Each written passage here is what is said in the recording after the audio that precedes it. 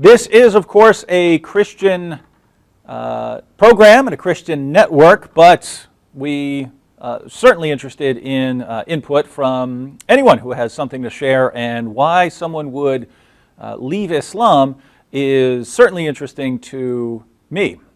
Based on what many of my Muslim friends tell me, no one ever leaves Islam. And even though I have several close friends who are former Muslims, whenever they leave Islam, I'm told that they were never real Muslims. Not just that they were never real Muslims, that they were never Muslims at all, and that they are liars who are Jews who were paid to pretend to be former Muslims. I kid you not. I have a friend named Farhan Qureshi, for instance, and I had, I don't know, probably 5 or 6 public debates with him when he was a Muslim. He was the American representative of a group called the Muslim Debate Initiative, yet when he left Islam, he became a kind of agnostic, but when he left Islam, it was all over the comment sections of various videos that he was never a Muslim. He was pretending to be a Muslim all along, just so he could later pretend to leave Islam and then discredit Islam. And it's an interesting situation. But we have our guest, Heina, Dadabhoy. Heina, can you hear me?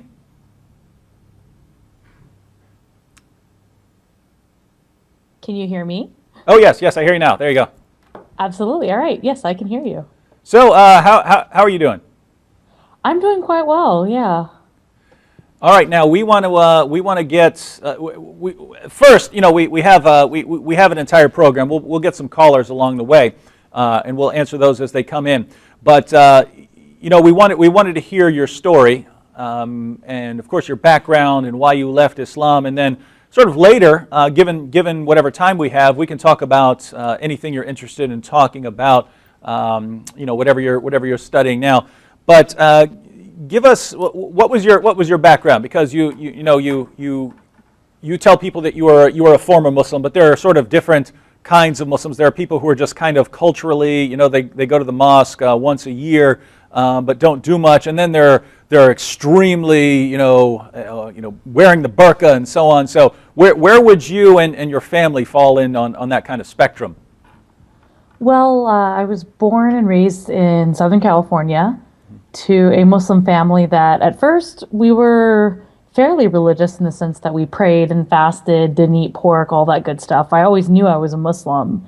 I always knew I was different from my classmates and the people around me for that reason. But we weren't very visibly Muslim. My mother didn't cover herself. You know, we went to the mosque, but it wasn't super regular. But all that changed when I was about 5 years old, when my mother met a religious teacher who really convinced her to become more religious. Additionally, I think my parents kind of freaked out a little bit because they're immigrants and they looked around them and they saw what they saw as, you know, essentially decadence and moral degradation. And they heard all the horror stories. My mother had a friend who worked in an emergency room, and she would hear about pregnant, drug addict 13-year-olds. And I think they freaked out a little bit about that. And I think they turned to becoming more devout and more religious as a way to ensure that myself and my siblings were more likely to stay on the path that they thought was appropriate for us. Now was this a Sunni sort of background or Shia? Sunni. Okay. Sunni. Okay. Yeah, and so what ended up happening was we moved to London for a year. We stayed with family, and I got religious education there. I was about 6, 7 years old.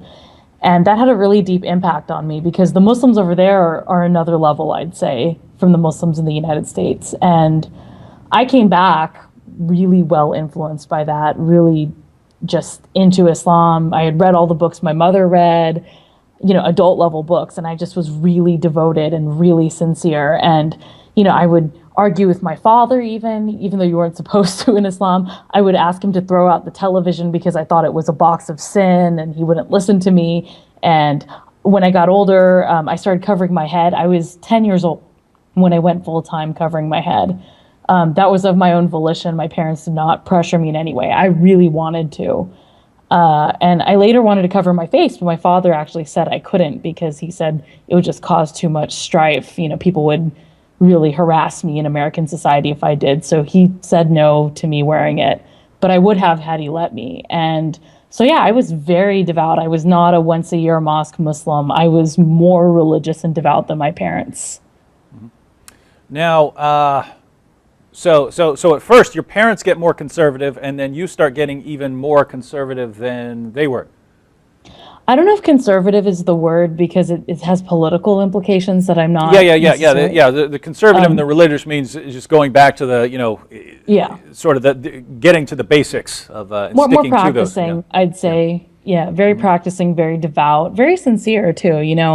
I had, from the beginning, I had issues because it's very hard to read a lot of these religious texts that come out of their historical contexts and not see problems with them or issues with them. But my ultimate feeling was it's God's will, and God understands the world better than me, so I should just submit to God's will. And it was very hard, but I kept my faith and I was very sincere in it, and I struggled really hard to stay within it even when I started having really severe doubts. So what you mentioned before about Muslims saying that, that ex-Muslims are all paid Zionist agents, I get that a lot. And it actually really it's a peeve of mine, and it actually upsets me because, deconverting was not fun or easy for me. And it was very difficult, and I tried very hard to stay faithful. So and not only that, but I'm pretty painfully broke. So really, where is my Zionist agent check? Yeah. So how long did that continue before there was some kind of change? Well, I would say that the really big doubts started when I was about 16 and a half or 17. But I didn't really say that I was out of the faith until I was 18. And initially I could barely even admit it to myself, and I kept it to myself. And I tried to continue practicing Islam so that nobody would notice. But I'm particularly bad at deception, so I ended up coming out to my parents as an atheist when I was 18, and yeah, that didn't go too well at first, of course, but yeah, I guess my grandma was pretty devout Christian. Most of the rest of my family didn't care one way or another. My dad was a complete mocker. He would say that he's God and that I was Jesus and things like that. But I was, I don't know, maybe 14 or something like that when I'd been an atheist for a while. I realized I've never believed any of this. I've never believed any of this at all. A bunch of us were sitting in the living room one night when I mentioned it, and my uncle, who I didn't even know whether he was a Christian or not, told me I needed to have my butt whipped for being an atheist. So I was a couple years ahead of you in coming out, but I might have taken a while if I'd had Muslim parents. So yeah, go ahead and continue. I don't think it's just having Muslim parents. I think part of it is when you're part of a minority group in the United States, your religious affiliation is very much deeply tied into your community affiliation. So the idea of essentially making myself an outsider was not something that appealed to me or even occurred to me, at age 14. Come on, you're going through puberty, you're dealing with all that entails, and you're going through school and you're figuring out all these things. The idea of saying to my community, well, I'm not part of you anymore, it's just not something that's feasible, especially for someone like me who was that religious. I mean, where would I go? Who would I turn to? Yeah. Now, I have a question, because you said that you were in the 16 and a half to 17-year-old range when you started having these doubts. But, the big doubts. The small doubts were going on for years before Yeah, that. I was wondering about those, because I'm kind of wondering about the source of the doubts, because you hear nothing but rosy things from lots of people about Islam. But was it more from writings that are critical of Islam, like your research and criticisms of Islam, or are you just reading the Muslim sources and finding some problems that are arising to you and not from somewhere else? The latter. The former, the criticisms of Islam, often they come off as so hostile and sometimes kind of racist, to the point where they actually made me feel more like a Muslim because I felt defensive about them. I'd read these articles online with these people bashing Islam and saying it's all just, unwashed savages from the desert who want to come and take over America. That made me feel more like a Muslim because, I knew that wasn't true, but the actual texts themselves from Islam, from Muslim sources, those I read, and there were things in them that just did not jive logically, especially in this 21st century world where, if there was a claim being made that Islam, or the Quran more specifically, has science in it, it's very easy to cross-check those claims and see that that's simply not true. The gender stuff definitely played a role too, because there's a verse in the Quran that says that men are placed a degree above women. And as a child, I'd look around me and I had boy cousins who were, 2-3 years older than me, and they were running around misbehaving. They got bad grades. They didn't pray 5 times a day. Whereas I was sitting there and I was religious and I was a good student and I was a very well-behaved child. And I remember thinking, how come they get to be a degree above me simply for the gender that they were born into? So it was things like that. So, so these are things that are coming directly out of the Muslim sources, Yes. and so the gender issue, and what was the did you see scientific problems, or Yes. you mentioned that I wasn't clear on how that what role that played. Well, there's this pamphlet that you can find online. It's a free pamphlet that a lot of Muslim organizations hand out, and it's called The Scientific Miracles of the Quran. And when I initially read it, I was very awestruck by it. And I read a lot of Harun Yahya as well. So I read a lot of his stuff. Oh, wow. Yeah. And so I thought, oh, science clearly jibes with the Quran and it proves that Islam is true. But, if you really look at the science, it doesn't actually match up. And there's a lot of selective readings and interpretations that go into this claim that the Quran predated all these scientific claims and somehow corroborates them. That's just, it's simply not true. And finding that out was a huge blow.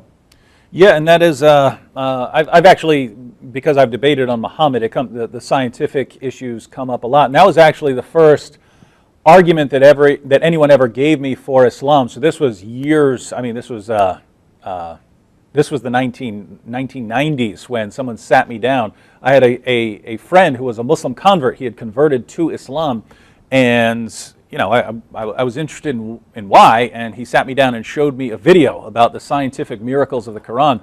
But even back then, when I knew nothing about Islam, he's showing me a video, and it would be a Quran verse, and then it would give all this scientific data afterwards, and I would just be thinking, that's not what the verse said. That's not what the verse said.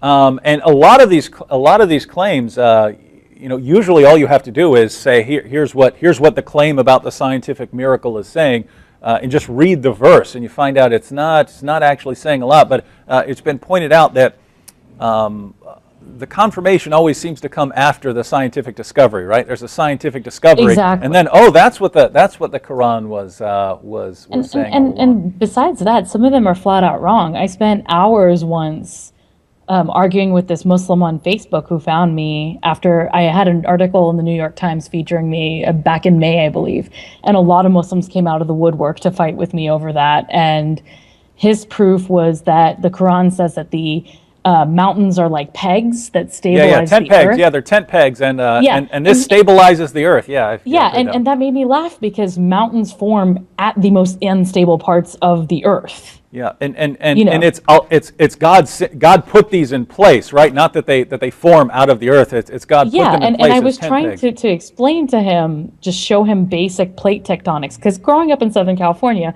most of us learned plate tectonics when we were toddlers and experienced our first earthquakes, right? So I was trying to explain to him the basics of plate tectonics, that, it's ruptures in the earth, it's fault lines that cause mountains. Mountains don't stabilize, they're products of instability, essentially. And he just could not hear me. He could not process this information that I was giving him. Yeah, and there are Muslims who are watching this, and I actually want to give them a little information, because I don't want them to think, oh, we're just trash talking the Quran here, and we're not backing it up. So I'm actually gonna pull up a few verses. I already had this up on my laptop, because we were recording earlier on the science and Islam. But let me just give a couple of examples here of what I'm talking about. Chapter 18, verses 83 to 86 of the Quran. You could just read chapter 18, verse 86 for those of you out there. But they ask, this is what the passage says. they ask thee concerning dual carnane. Say, I will, and as far as dual carnane, there's some dispute about his identity. Lots of Muslim commentators believe it's Alexander the Great. Some believe it's Cyrus. But whoever it is, he does something very interesting. So they ask thee concerning dual carnane. Say, so people are asking Muhammad about dual carnane, and here's the response. Say, I will rehearse to you something of his story. Verily, we established his power on earth, and we gave him the ways and the means to all ends. One such way he followed until, when he reached the setting of the sun, so this guy traveled far enough, he traveled far enough to reach the setting of the sun, he found it set in a spring of murky water. Near it he found a people. So Alexander the Great, that's who Dual Carnane is, travels so far, he reaches the place where the sun sets, and he finds the sun sets in a murky pool. Now, as a Muslim, you can reinterpret that. You can do something with that. But the point is, if you're defending Islam by saying the Quran is this, obviously scientific, miraculous work, then when we read passages like that, and there are tons of passages along those lines, both in the area of human reproduction and in the structure of the universe, and there are 7 earths, and there are 7 heavens above the earth, and semen is formed between the backbone and the ribs. There are all kinds of problems. But you want to reinterpret those, and then you go to verses that aren't saying anything scientific, and you say, this is a scientific miracle. And so the idea is, yes, you could, if you wanted to, reinterpret everything that really looks like it's wrong and say it means something else. But if you're trying to give evidence to someone who is not a Muslim, we look at this and say, the clearest scientific statements in the Quran are just wrong. And the ones you're using as scientific statements usually aren't saying anything that's right, or anything that wouldn't have been known by other people. And so anyway, the point here is just, those of you who are Muslims, when we're talking about this, if you want to argue that Islam is true, you need a better argument than scientific accuracy. So I'll let you come up with whatever you can, but you need a better argument. All right, so Heina, go ahead and continue. What's going on? What else is going on? Well, I like that point you made about the idea that if you didn't already believe in Islam, you wouldn't see the scientific accuracy of the Quran that the Muslims claim. And that was actually at the heart of what made me eventually deconvert. It was me asking myself a very frank question that, had I not been born and raised a Muslim, had I not been told my whole life from birth that this was true and this is who we were, would I have accepted Islam of my own volition, if I had not been raised that way? And the answer was no. Mm-hmm. And, that was incredibly troubling to me. Other Muslims who I met after deconversion who were trying to get me to convert back to Islam, they didn't see any significance in that, but I really see a lot of significance in that, because then at that point you're posing the question, well, people are generally, they're born into a certain society that's dominated by a certain religion, and they generally have that religion, and they die an adherent of that religion. And if that's really all there is to most religions, that you're born into it, you live it, and you die it, then there's nothing necessarily that's universally or transcendentally true about it. It just means that that's what you're socialized to accept, just like we're socialized to accept certain forms of clothing or hairstyles. So that's really what got to me about that. I know an atheist named John Loftus who runs the Debunking Christianity website, but he advocates what he calls the outsider test of faith, that you should think, how would this evidence look to an outsider, and not just to me as an insider. Not sure I entirely agree with that, but that seems to be the similar idea to what you're saying. How would someone else who wasn't raised into this look at this evidence? All right, so you're 18 when you tell your parents that you're an atheist? Yes. And so what happens after that? Initially, I don't think they took me very seriously. They thought I was and by the way, how long ago is this? 8, almost 9 years ago now. Oh, okay, actually. so it's been a while. Okay. Yeah, it's been a while. Okay. Yeah, I'm probably going to do a big celebration for my 10-year at some point or something. But when I first came out at 18, my parents didn't take me very seriously. I think they thought I was just tired of wearing a headscarf, or I was having doubts. So at first, they didn't even react quite very strongly. I think it was maybe a week after I came out to them as an atheist. I didn't pussyfoot around it either. I didn't say, oh, I am having doubts. I said to them, I don't believe in God. I'm not a Muslim. I am an atheist. I was upfront with them. But I don't think it really hit them until a week later when they realized that I meant what I had just said. And after that, for months, they dragged me all over the state to see all these various imams, to go to every different mosque they could think of and talk to all these imams and see if they could answer my questions, is what they called it, even though I didn't really have that many questions at that point. I had already asked my questions for years before that. But essentially, I was just sitting and debating and talking with all these imams who wouldn't look me in the face, by the way, because, that the gender segregation in Islam. So it was very odd having these deep intellectual debates for hours with people who wouldn't even look me in the eye. But and eventually, I think they just realized that that wasn't going to help either. I would come home from school because I was still in university at the time. I'd come home and there'd be someone just at my house who they thought would be able to convince me to come back. It was very tumultuous. It was very confusing. And then I think they stopped being in denial about it and realized that no matter how much they tried, they were not going to change my mind. And so then the fight started, the yelling, the screaming, the disruption. And I honestly don't necessarily blame them too much for it because they weren't prepared for it. This was not anything they had ever considered as a possibility in this world. And they had never heard of someone leaving Islam. Like you mentioned at the beginning of the podcast, Muslims have this belief that no one ever leaves Islam. So to them, either I was on drugs or I had been influenced by somebody. They just couldn't, they couldn't conceive of it. And especially from the angle of heaven and hell, because the afterlife is a very strong belief for most Muslims. And so my mother worried that, I was going to roast in hell for all eternity. So I tried to be patient with them and I tried to, stay with them and I tried to come up with compromises and boundaries that worked for everybody. And it did pay off. I mean, now we have a decent relationship. I mean, I don't talk about my lack of belief with them. And they talk about their religion to me, but I just refuse the bait. And I've sort of prioritized our relationship as a family to talking about these issues, which I think a lot of families don't talk about certain issues.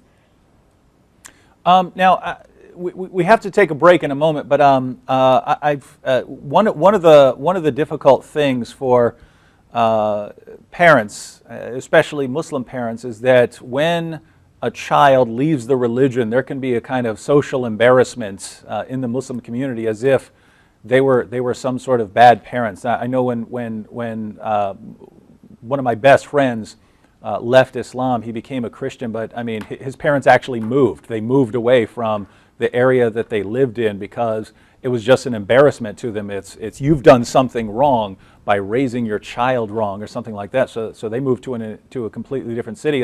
So I'm guessing that would depend on sort of how close knit the community is. But did your parents experience any of that? They really did, and that's probably the thing that I feel the worst about, because I mean it's not my fault or their fault, but people in the community can be very vicious. I mean, it's the same thing with any small community that feels very insular from the rest of the community. People would ask them very pointed, snarky questions. All kinds of rumors were flown about me.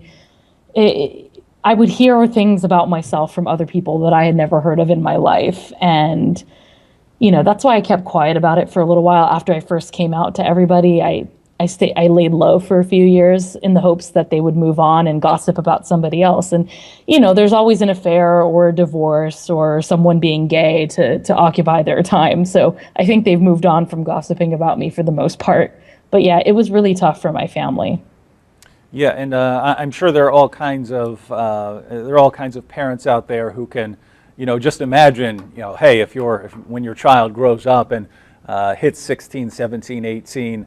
What would you be, whether you're Christian or Muslim or whatever, what would you be thinking? Your child just goes off and rejects what they've been taught, and you don't know why. There was an interesting parallel in what you were saying, that my friend Nabil, when he left Islam, his parents responded in exactly the same way. They brought him around to various imams and religious scholars to try and convert him back to Islam. And they're thinking, if whatever objections he had to Islam, once once he understands why those objections were wrong and that the evidence does support Islam. And one time he contacted me and said, hey, they're taking me to scholars in the UK.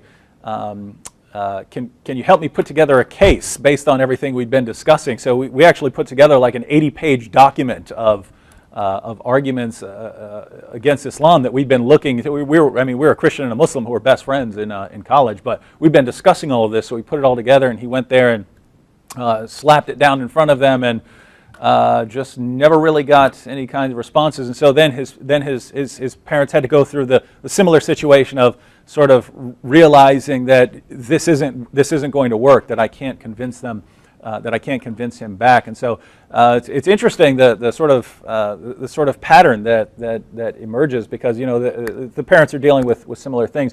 All right, we have to take a quick break for about a minute or two. We're going to come back, and we've got several callers on the line, so we'll take some calls, and then we'll find out a little bit about what you're doing now. And we'll be back here in just a moment here on the Trinity Channel.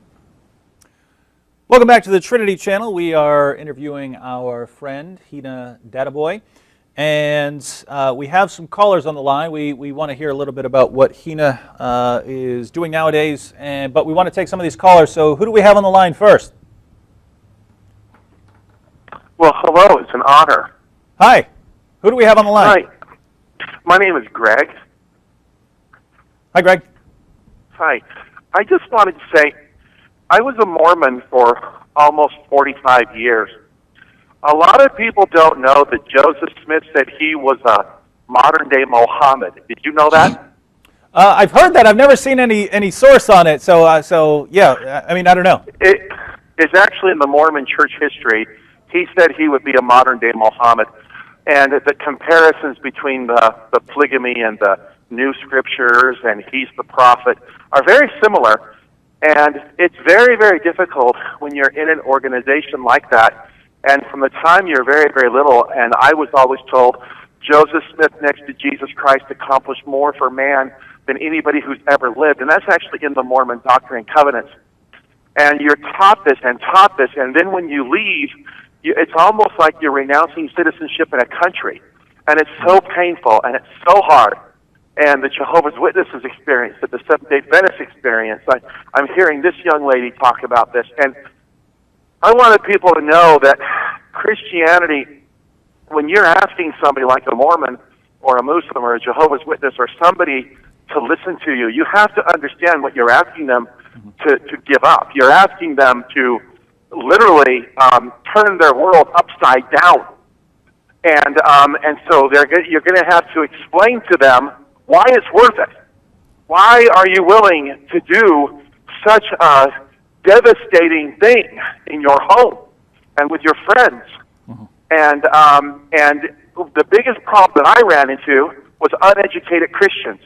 For 40 years, I came across Christian after Christian who had no answers. Like, why would Jesus pray to himself if they're both God?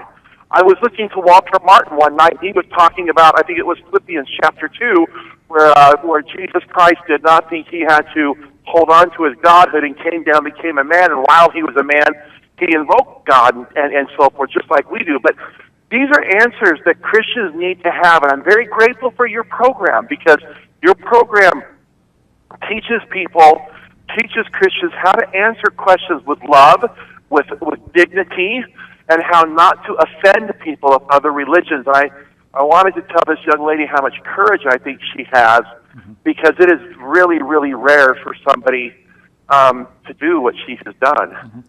Absolutely. You know, when I first came out as an ex-Muslim, I couldn't find any other ex-Muslims who I could talk to, but I did find a lot of ex-Mormons, and they definitely helped me out quite a bit because they understood how hard it could be.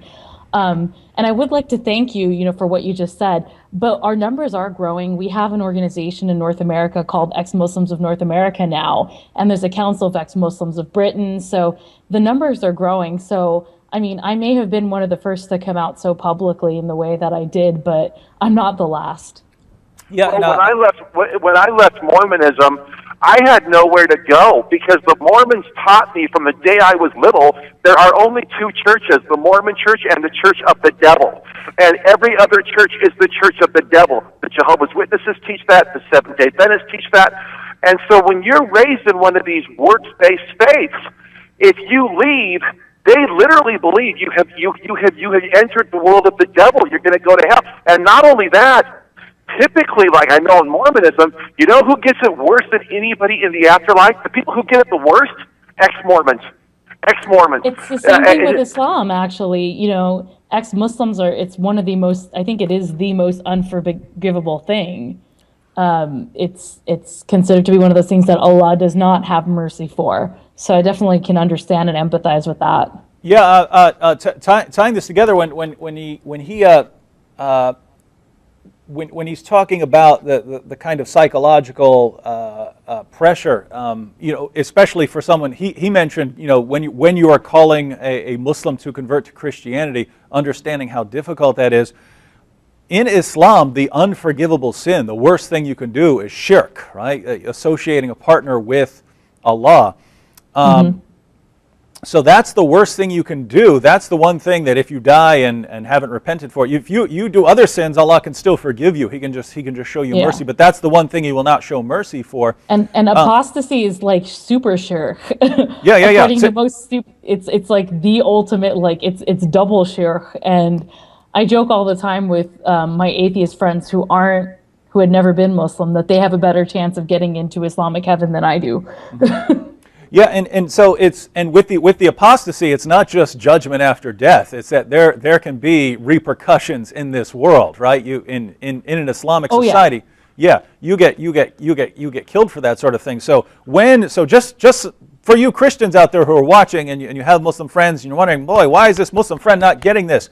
When you say, hey, my Muslim friend, believe in Jesus, He's Lord, what your Muslim friend is hearing is, hey, you're telling me to do the thing that I've been taught all my life will get me a one-way ticket to hell, and I might have a good chance of losing my entire family, my entire social framework. They just abandoned me and turned their backs on me and never want anything to do with me. And if someone ever decides to enforce Sharia, it's going to come to chop my head off. Yeah, that's what I want. So can be very difficult there. All right, so thank you, Greg, and we have a couple more callers. Who do we have next on the line?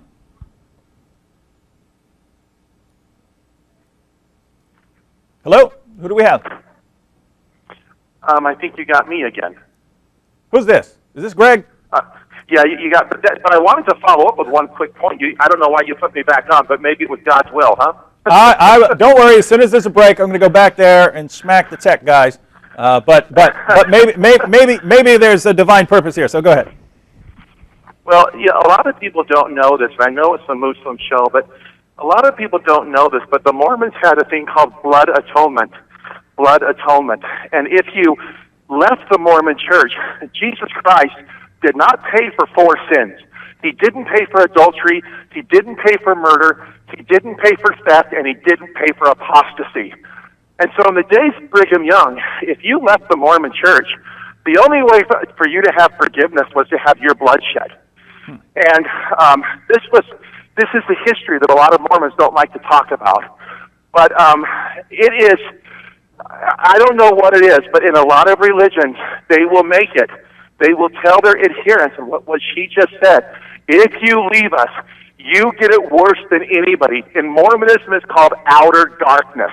Mm-hmm. Only a former Mormon and the devils themselves can go to outer darkness. Hitler can't go to Stalin can't go to outer darkness, but an ex-Mormon, they can go there. And so I'm glad that you said what you said, because people have to realize what is at stake for Jehovah's Witnesses, Mormons, Seventh-day Adventists, not just Muslims. There are many organizations that will tell you, if you ever leave us, this is the price you will pay. Mm-hmm. This is the price you will pay. Well, sounds like you're in all kinds of trouble if Mormonism is true. And Heina, Heina and I are both in all kinds of trouble, because we got into a discussion about this one day, but yeah, we're both in trouble if Islam is true. All right, thank you, Greg. And all right, who do we have next on the line? And let's see if it's Greg again. It's Awesome Khan, just the other Greg. Hey, how's it going? Hello? Can you turn him up again? I can't hear him very well. Hello? Hello. Yeah. Hey, hello. there we go. I can hear you now. What's How up? are you, David? I'm good. I'm good. My question to you, this young lady, is since she has become, she is out of Islam, which is thank goodness to God that she is out of there. But my question is, why did she decide, and how did she decide to become an atheist and not pick up any other religion? So there are some lot more religions out there that are not vicious like Islam or relentless like Islam, but there are some more religions that are much more loving and kind and gentle that she could have picked up, but she decided to go and become an atheist. What was the reason? Yeah, thank you. Thank you, brother. And that's Heina. That's one thing I was kind of wondering as far as your history. Was it first rejecting Muhammad as a prophet and then becoming an atheist, or was it kind of all at once? Well, first of all, I just wanted to let the callers know that I can hear you too, so you don't have to ask David to ask me. You can ask me. The reason I left Islam was not because it was vicious or violent. That was not the reason I left Islam. So the idea that just because other religions seem softer and kinder, that they would be appealing to me, that's not what I'm looking for in a worldview. I'm looking for rigorous truth and testability. And I know David and the rest of you listening, most of you think that Christianity can withstand that sort of rigorous intellectual questioning. But I feel that all forms of theism don't satisfy the tests that I believe are necessary for a logical, rational, empirically based worldview. And I was not ignorant of other religions as a Muslim. I was very much interested in Christianity because growing up in a Christian society as a Muslim, you do have to know your stuff in order to take on Christians. And I did think about debating Christians when I got older. I mean, I left Islam before that became an option to debate Christians as a Muslim. But yeah, I was aware of other religions and I did look into them, but they seemed to me to ultimately fail the test of empiricism that I was looking for. And so, brother, that's a response. But there was I might have missed it, but so did you renounce Islam first and then later become an atheist, or was it kind of all at I guess once? I didn't answer that question quite. Yeah, you answered his. I was just follow. The first thing that happened was I didn't renounce Islam publicly, but in my heart I did leave Islam, and I became something of a secular deist, I guess, where I believed in a creator of the universe, some sort of intelligent design, whatever you want to call it, but I didn't really have a religion. And then after that, I've read some things that really showed me that there was, to me, I'm on a Christian show, I'm not going to forget that. To me, I realized that there was no evidence for a creator either. So then I became an atheist. Yeah, and just so you know, we're not made of glass here, so say whatever you want. We won't break. Right. But we apparently have a ton of callers, so people are apparently interested here. Let's see what they have to say. Who do we have on the line next? Hello, caller. Hi, who do we have? All right, go to the next one if they're not answering. Hello. Mr. Floyd, are you talking to me? Yes, I'm talking to you. What's up? How's it going? Okay, let me address this nice young lady. I wish I was present there with you, because the first thing we would do is just simply embrace you as a human being and let you know that you have value as a person, and guts too, by the way. But the problem here is that any system of thinking, any system has certain things that it has to do. It has a lot of questions that it has to answer. Two of the things that it has to do is to be self-consistent at all times and in everything. And the second thing is it has to be livable. You have to be able to, everyone, everywhere, at any time has to be able to live completely consistently to it. Now, atheism has a problem because it tries to prove a negative, and that you can't do because you have to be everywhere at all times in order to say that there is no God, which means that you would really have to be the definition of a God to say that there is no God. So that's the first thing. The second thing is, I think that what you have done is to discard one false system of Islam for another false system, which is atheism. All of these non-Christian religions, if you read people like Cornelius Van Til and Rousseau's John Rushdoony and by What Standard, and also Francis Schaeffer in his books Escape from Reason and The God Who Is There, show that if you think that there is no God, then what you are is you're left out on your own. You have no reason for being who and what you are, which is a real person, and you have nobody to really care for you or care about you. Christianity, on the other hand, solves the moral problem because it says that there is a supreme creator who establishes standards for us. We fail those standards, and instead of discarding us, the creator becomes one of us and takes our punishment so that he can give us his own righteousness and light. Now, greater love has no one than to sacrifice themselves for you. You can only accept that by the open, empty hands of faith. It takes more faith to disbelieve in God than it does to believe in the Lord Jesus Christ. So, young lady, Christianity makes sense. You can live according to Christianity. You cannot live according to atheism. Okay, well, I'm living right now. I'm living my life, so I am living according to atheism. So I don't understand what you mean by that. But to address some of your points, I'm really sorry that no one in your life loves and cares about you besides Jesus. But I have lots of people in my life who love and care for me and have sacrificed for me, and I sacrifice for them. So I don't have this hole that I need to be filled by Jesus. So I'm really sorry that your life is like that, where you feel that need. I can't imagine how terrible your life must be if that's the case. And in terms of proving the negative, it's not necessarily proving a negative so much as refuting the supernatural beliefs around me, whether it's Allah, Buddha, Jesus. You know, I'm not proving a negative. I'm just proving or stating that it's wrong. You know, it's taking the position of there is no supernatural in the world. I don't have to prove that. It's up to people making the claim to prove their claim. And I found it falls short. But if your beliefs work for you and you're not out to impose them on people or harm people by them, I have no problem with it. But I will say that I am living by atheism, and, you know, it's fine. I'm doing better than I ever have in my whole life. So if God's looking to punish me, he's doing a pretty bad job of it.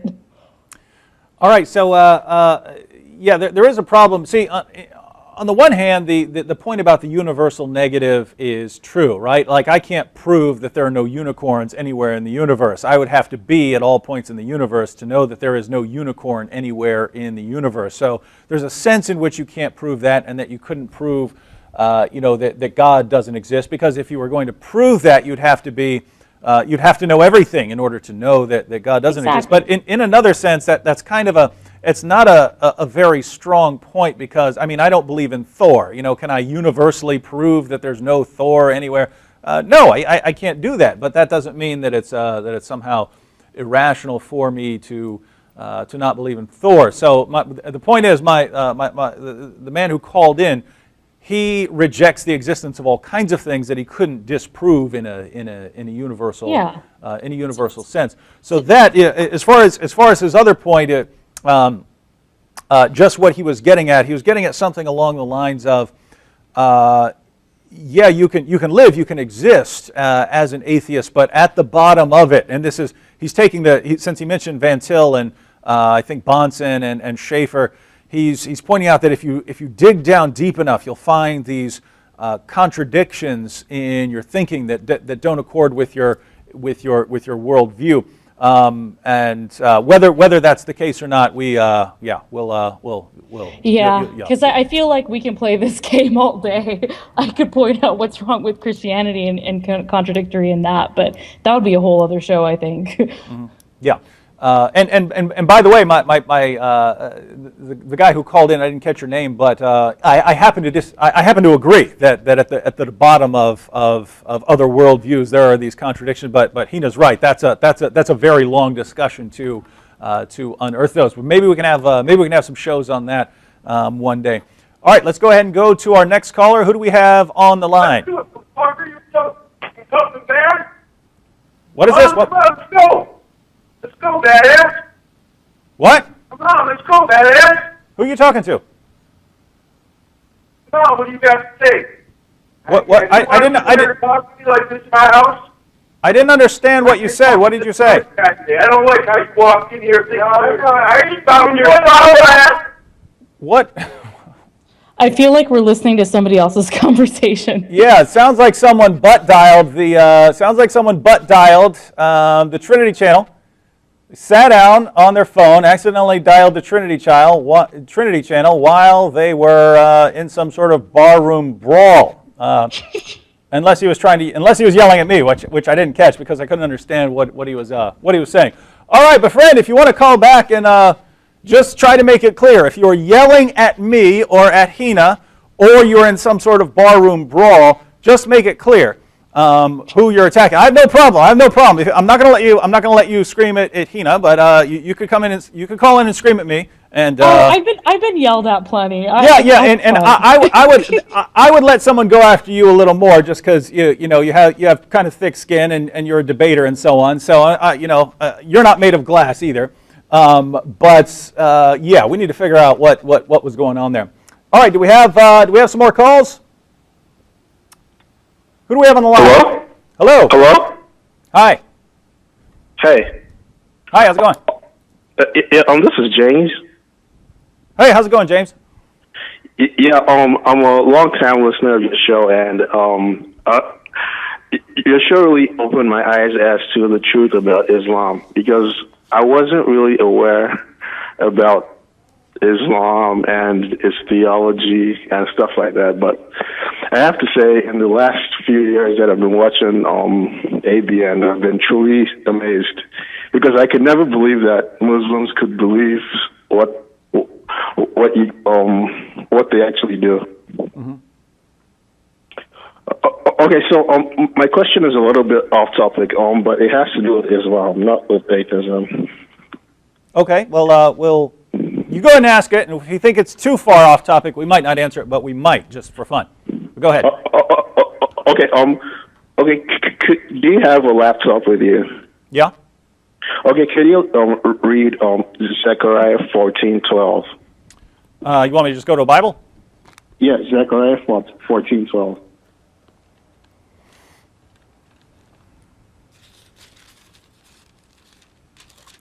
All right, Zechariah 14 and 12. All right, now this will be the plague with which the Lord will strike all the peoples who have gone to war against Jerusalem. Their flesh will rot while they stand on their feet, and their eyes will rot in their sockets. Ouch! And their tongue will rot in their mouth. Is that what you're looking for? Okay, could you also read the hadith where Muhammad says the trees and stones will cry out?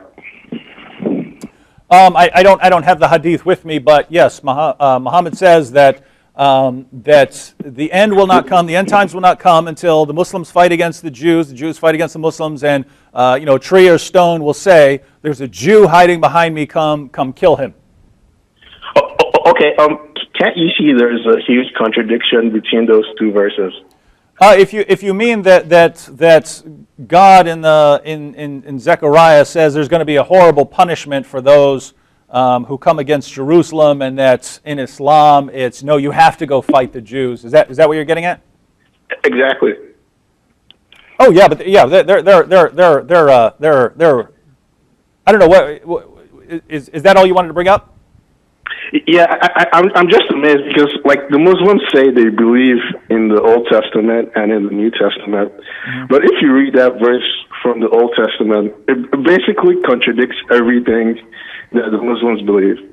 I can address that. Go ahead. Muslims don't believe that the Old Testament and the New Testament, as they currently exist, reflect the quote-unquote true revelation. They don't believe that that's true for Muslims now. They believe that it used to be something that was correct and that would flow with the Quran and with the Hadith, but that it's been changed over time to reflect the people who were interpreting it and translating it and so on. And they believe that the Old Testament and New Testament that exist now have some semblance to what they believe is the truth, but they don't think that it reflects what they think is revelation. So that's not quite what they believe. Yeah, and one of the things we address on the show is Heina's absolutely right that a Muslim would look at that and say, you know, who cares what is in Zechariah? But I think since he's a longtime viewer, one of the main sort of arguments we use is that the Quran affirms not only the inspiration but also the preservation and authority of the Torah and the Gospel and all what it says, all the revelation that has come to you. And the reason that Muslims today don't believe that the Torah and the Gospel have been preserved is just that they know, having read some of the passages, that the Gospel and the Torah contradict what Islam teaches. Now, with the issue of Zechariah, that's not actually part of the Torah. Now you could argue that when the Quran affirms the inspiration of the Jewish scriptures or so on, that it's including Zechariah, and there'd be support from that from the Hadith when Muhammad's companions were asked about passages which refer to him. Sometimes they're quoting Isaiah, so they're including more in the Torah than we would be familiar with. Than we think of the Torah. That just if this is new terminology to anyone out there, the Torah is generally regarded as the first 5 books of the Old Testament. So Genesis, Exodus, Leviticus, Numbers, and Deuteronomy. The Torah is the collection of books revealed to Moses, but there are centuries of books revealed after that. So Zechariah is one of the prophets, one of the minor prophets.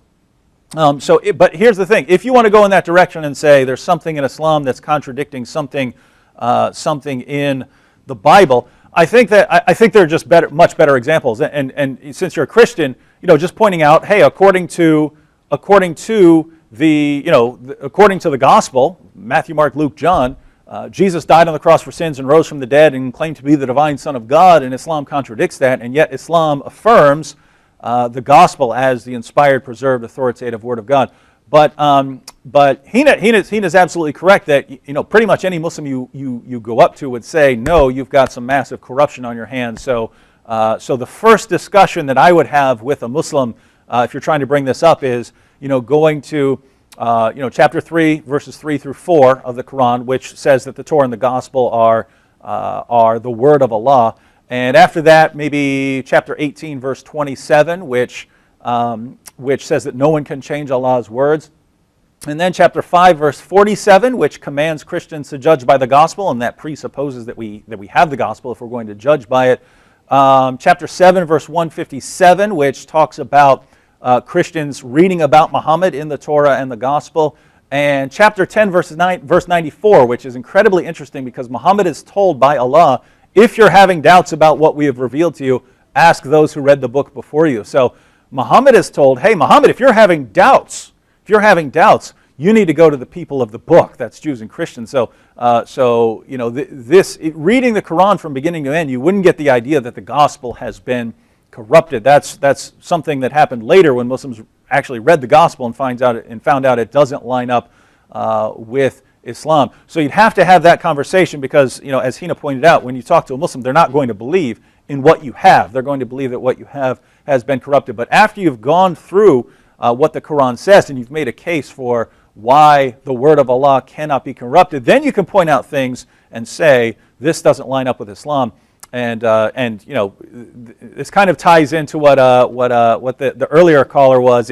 You if you dig down deep enough, you find contradictions in the opposing person's worldview. So it's similar manner, but it's a different kind of inconsistency than he would have wanted to argue is in atheism. All right, we have our final break, and then we'll come back. If we have more callers, we'll take some more callers. Other than that, Heina and I will talk about whatever we find interesting, whatever pops into our head. All right, we'll be back here in just a moment on the Trinity Channel.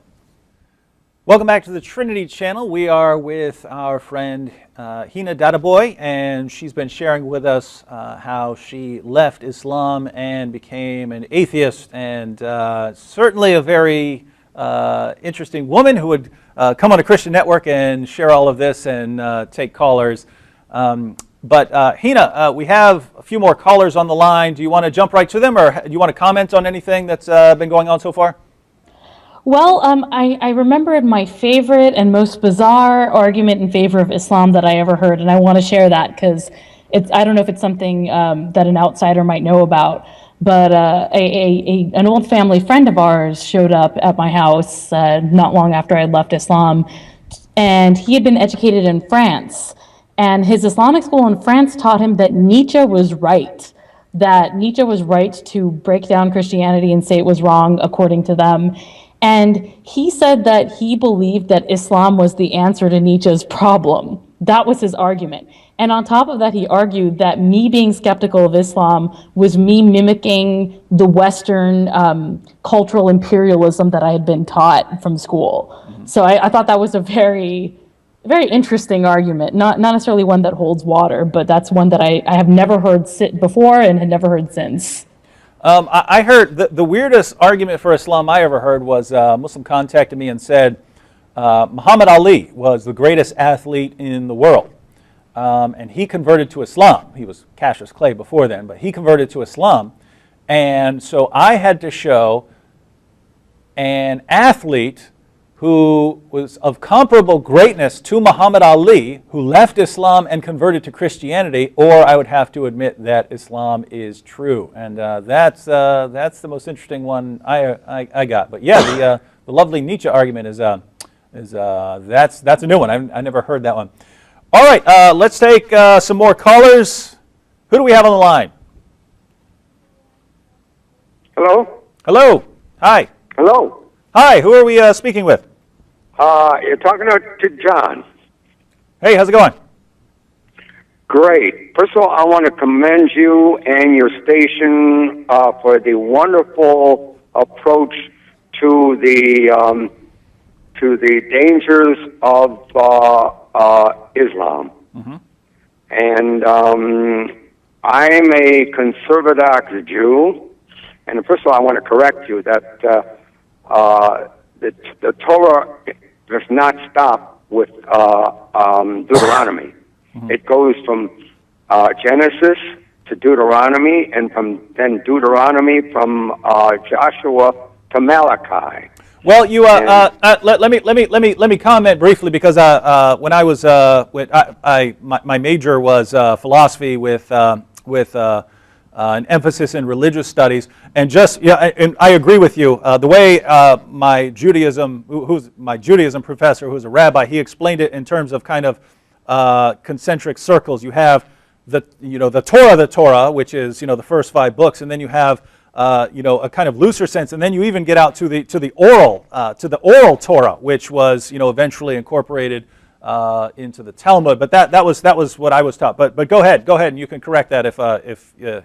Yes, that's what I wanted to correct you about. Okay. The idea is that the Torah includes the 5 books of Moses, mm-hmm. and then the 24 prophets from Joshua to Malachi, and the Talmud, because when Moses was in heaven, and the angels wanted to kick him out because he thought they told God that he's going to have wars in heaven. And God said, no, he's a good man, leave him up here. And then he was taught the Talmud, which explained the 613 commandments which Jews have. Mm-hmm. And the reason why we don't try and convert Muslims or Christians to Judaism is because we have 613 commandments when the Messiah comes back for the first, last, and only, when he comes comes for the first, last, and only time to rebuild the temple. Thank God. But non-Jews only have 7 commandments of Noah. When Noah got off the boat, God gave Noah 7 commandments to teach all the human beings of the earth, and Christianity and Islam. If they keep the 7 commandments, they will get heaven. And there's a famous book called The Rainbow Connection, which is a very famous book about the 7 commandments. And I always give the example when I talk to my fellow non-Jews, which I'm involved with a lot, because I'm a great, I love to socialize and everything like that. I always tell them that they'll be sitting in the reserve seats. The Jews will be sitting in the box seats, but we'll all be sitting in the same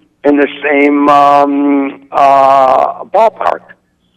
And that's why we don't go out and try and convert Christians or Muslims to or Buddhists to Judaism, because we have 613 commandments. If you like your wonderful McDonald's cheeseburgers, we can't have them because milk that's the dairy and the beef there. Right, milk is mother's milk, which is life, and meat you have to kill an animal for that. So God said the Jews, we can't have that. But Muslims and Christians and all non-Jews can have that and enjoy it. So the idea is that I love your program. I'm gonna give a donation to your program because you warn about the dangers of Islam to the United States and to Europe and of course to the Middle East and especially Israel, God forbid. But the idea is that you should include more ideas from Judaism when you talk to your people. Mm-hmm. All right, thank you for that, brother. And just so we're kind of not experts in Judaism. We different people have different interests and backgrounds. I know some about atheism, I know some about Islam, and I know some about Christianity. But if you'd ever like to have a discussion or a dialogue, we're obviously going to disagree because we believe that Jesus is the Messiah. But if you'd like to have a discussion on that, we'd love to have that on a future episode for a more complete discussion. Heina, did you have any comments before we go to the next caller? No, not really. All right, let's go to the next caller. Who do we have on the line? Hello. Hello. Hello. Hi, how's it going? Hi, Mr. Wood. How are you? We're good. We're good. This is Akil again. How are you? How's everything? Hi, Akil. You got to keep it on topic. Yeah. Well, I mean, I'm calling. I don't have access to your show to see it, and when I call in, I'm maybe calling like I am now, coming from work. So when I heard a little bit, you're talking about how the Quran proves the Bible. Is that correct? How the Quran what? How it proves the Bible. Is that what you're talking about tonight? I don't believe the Quran. I don't believe the Quran proves the Bible. I don't believe in the Quran, so I don't believe it proves anything. It might prove, what certain Islamic beliefs are about certain things, but I would say. Hey, first, don't look, Akil. We know when you call in, you start trying to yell over everybody. Don't do that here. We're going to be respectful. But I would say the Quran affirms the inspiration, preservation, and authority of the Torah and the Gospel. Now, just since you weren't watching the program, we have a guest whose name is Heina, who was a Muslim, raised as a Muslim, and left Islam, and is now an atheist. So that's the topic. Do you have anything on our topic? Okay, well, I don't have anything in relation to Tina, but I do have something in regards to the Quran proving or saying, hello? Yeah. Yeah, that the Quran, in fact, the Quran does substantiate that Allah gave to Moses the Torah, and He gave to Isa the Injil. But the Quran also mentions quite clearly throughout the Quran that the people before did tamper and did manipulate their scripture. Okay, so we talked about that. Hey, where does it say that about the gospel? I want it to say gospel, and that the gospel was changed. So give us chapter and verse of the Quran. Hey, Akil, I got a Quran right here. Tell me chapter and verse where it says the gospel was changed. The people who had the gospel changed it. Given the scripture before, so it's both. It refers to the Jews and the Christians. Okay, where? Whoa. Chapter and verse, where does it say that Christians changed their scriptures? Scripture. It's a general statement. Give us the general statement that includes Christians and is referring to the gospel about corrupting their scriptures. Go to Surah 3. Surah 3. Believe it's verse 187. I'm driving now, so but this is from what I remember, 187.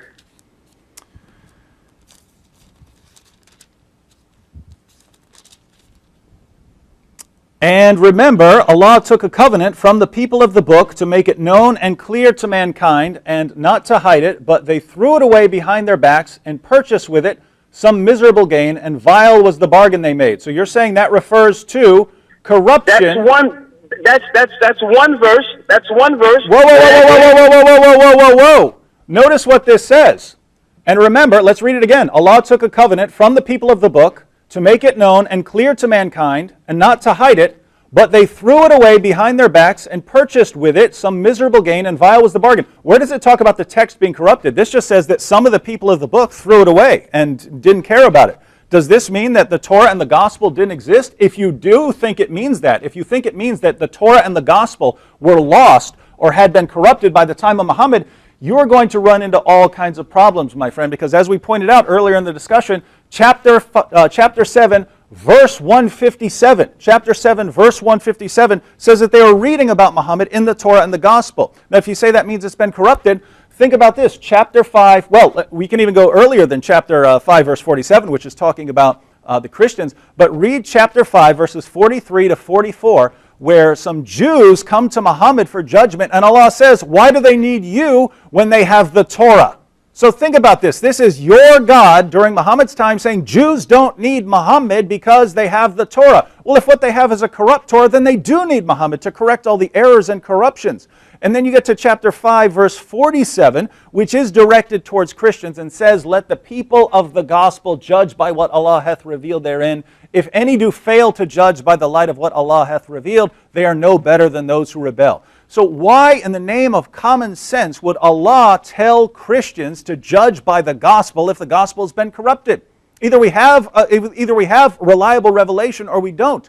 If we don't, if what we have is corrupted and unreliable, Allah should be saying, don't go near that book, it's been corrupted, just go to the Quran, but that's not what He says. And then if you go to chapter 10, verse 94, which we already brought up, if Allah says to Muhammad, if you have any doubts about what we have revealed to you, ask the people who read the book before you. Well, if the book that the people of the book has is corrupted, what sense does it make to go to them to confirm the Quran? It's not going to confirm it. It's going to contradict it because it's been corrupted. So taking a verse about people throwing the Torah and the gospel behind their back, and by the way, it's not even the gospel, but let's just say it did include it and it's throwing it behind their back. That cannot, if you care at all about what the rest of the Quran says, that cannot mean that the Torah and the gospel did not exist anymore. It cannot mean that the scriptures had been corrupted, because if you say that, you're going to run into all kinds of problems with other passages of the Quran.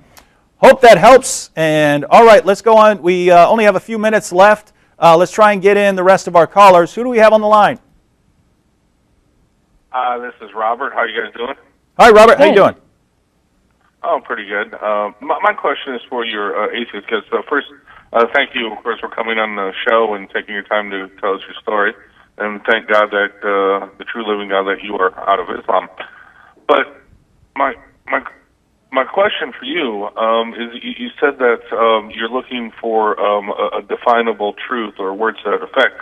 My question is for you is, how do you define truth? How will you know that truth? What is your standard for truth?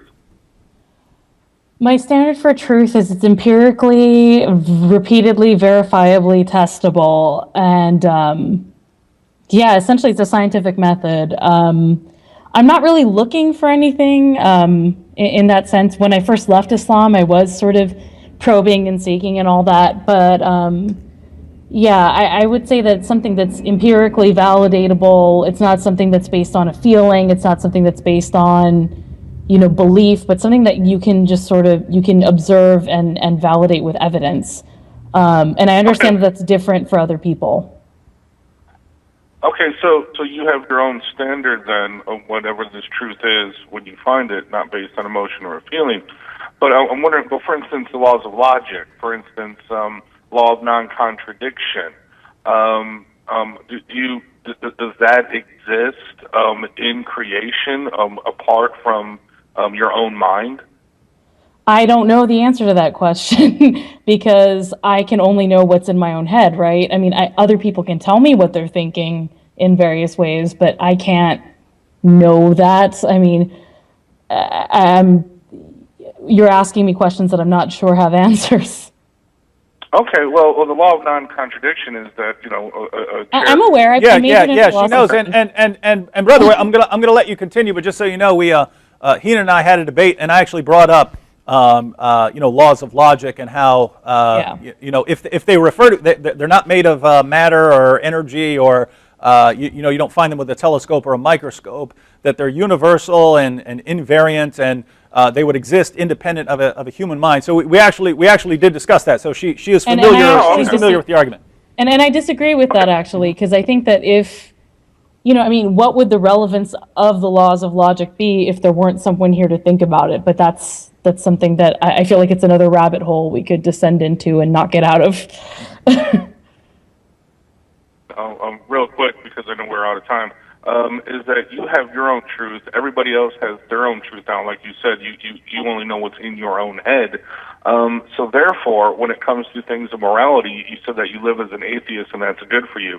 But everybody else lives, I guess, by their own rules, by what's in their own head. You have no standard definition, no definable thing to justify anything that is moral. And that's I would say that religious people have the same problem because all of you guys don't agree. You see Christians doing one thing and yelling that other Christians are immoral for doing things that they think are moral. So realistically, empirically speaking, if you look at the world, even people in religions, they claim they have this untouchable, infallible morality that's true across all time, but they don't, because you can see the evidence of it where, Christians used to say that slavery was from God and now they say it doesn't, just to give one example. So it does change over time and from person to person, even with religious people. So I don't see how I'm much different from you in that way. Well, I think slavery is from God.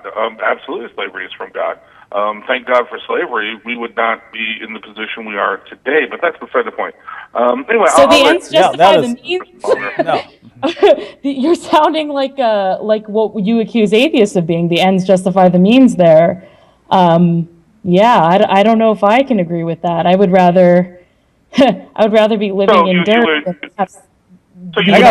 Hey, brother, we have several more callers, so we don't want to leave them hanging. But so I'm going to have to disagree with the comments about slavery. I think the Bible regulates it and so on. But I think the point he was after is.